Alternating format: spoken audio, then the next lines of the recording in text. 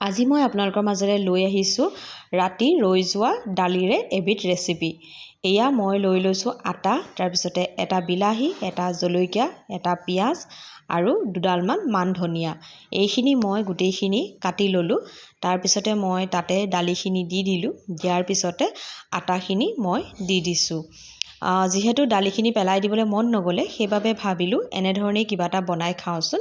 তাতে মই ক'লা নিমখ দি দিলোঁ। ক'লা নিমখ নাথাকিলেও কোনো কথা নাই, বগা নিমখো দিব পাৰে।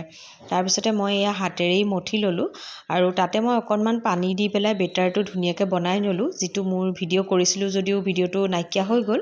তাৰপিছতে মই টাৱা এখন পাতি ল'লোঁ। পাতি মই তেল অকণমান মানে দিছোঁ আৰু বহুত বেছিও নাই দিয়া। তাৰপিছতে মই বেটাৰটো এনেকৈ দি দিলোঁ। দিয়াৰ পিছতে ইলুটি শিলুটি কৰি দিয়াৰ পিছতে মোৰ হৈ গ'ল।